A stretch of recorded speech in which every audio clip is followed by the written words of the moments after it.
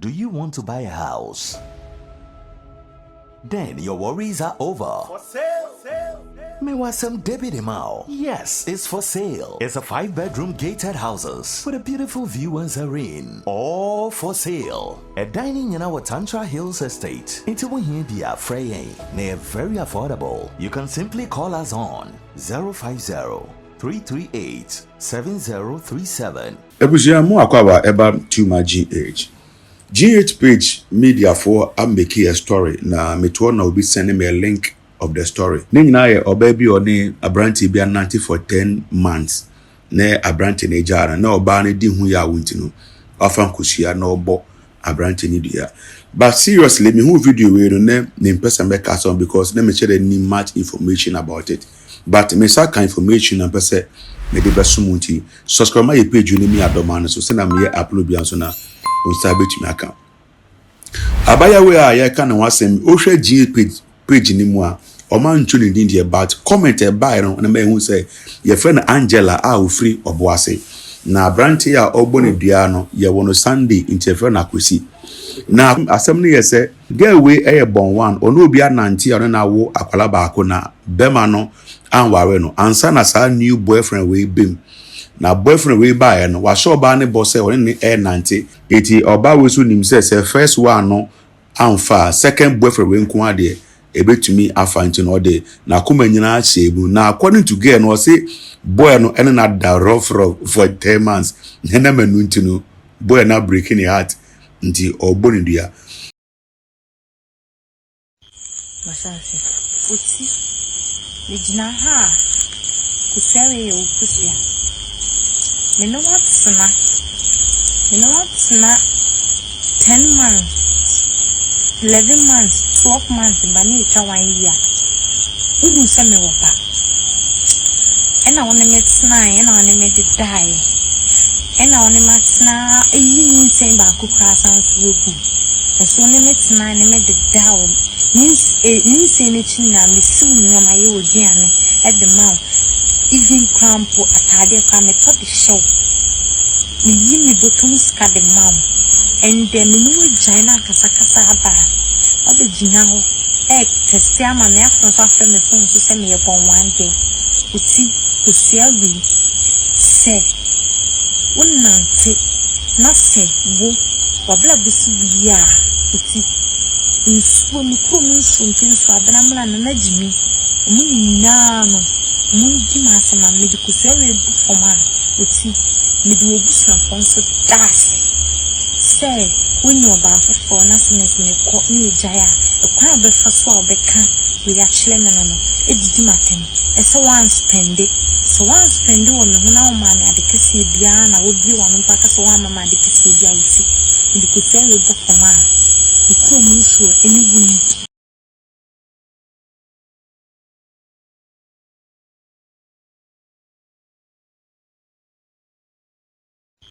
Masasi uti Nijina ha kusewe ukusia Nino watsuna 10 months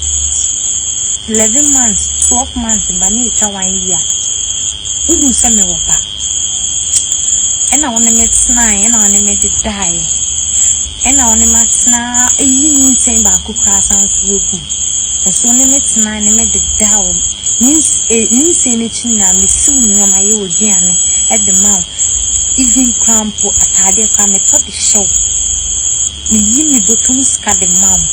and then me no gina kasa aba obe gina ho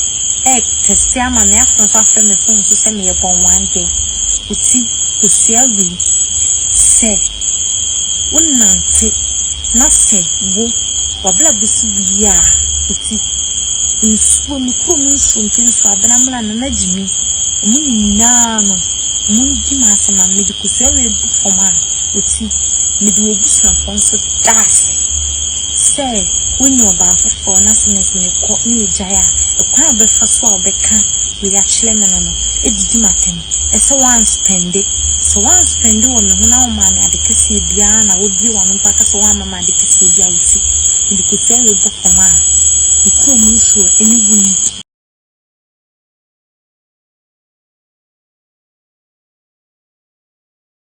Na comment section amanfo che say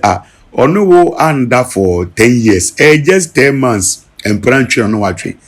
na eduabo abemu ya obonu dua say abrante yi enwu but now ebusuan yentena senye fa nsem no entutu yi na ehwe say obey asem a wodi eye anase enye comment ne che say oni bema awo first one onumpo wanware won wan bonu bia no obi ni watwe mpena for 10 months pa it is equal to eduabo to death and a man for say no enya yankofe bia na wo say eku wie wo aware mu se na ye kan no ebia na oba na sesa omu ade ana one or two reasons been to no boy ne hu say all those say o kan so obe ware wo de na emu de we anyama sifa koye no o hwe say o ware wa ne ankobo ntinu ekura say maka nenso menwe ye boy no an robo wanfo ankonye eduro wambo o say aware na o kan so be ware wo no anye yi na za wo se wonti ase no ko boni dua na ye hu eduabo no mfaso de because na say eduabo na doso e na bi su chese boys na aba no saa na boys na tie oba wo busuafo mpu obetime do akohu ebusuafo ajeles ne botara na ye say obese wo tru condemn obetime wa nanti be 2 years wo tru condemn wi a no akacha wo say wonye virgin na uja we si honum. But on a more serious note, Osha lady asema okrana. Me personally, I think say enye duabo na betimi aso wo sa question we. Ofole say boy na ye wade bi ne ompa. I think say obetu na court. Ne emrani abranti we di sena say na emunu say wo din kosia ko chine fichire na wo bodua sand the camera ato ho so a ne hu say ye trend na ope anase ensemmoni na ope say odi obi si upa eno nkyere say so aware wa no there are so many things involved in order for somebody to properly go by promises omo e dey ama e was only the yonko pe ejuma benye no jan semoni na old no na fe emrante ni so abans na wo so mo nsuntu omo hofo e was adada kwan na omo de yenua mba no bi so e fason ebutua story we akwa say one funny story there but some way somehow no yaodie bi wom broken heart bi wom mesresa won so do comment ebe to abonti ni ha won so sifa gisa asem na fe subscribe my page ni mi adomam so se na me upload bi ato na won sa betimi aka etwie condemn there eya o asa get it right boy na nya there boy na nya there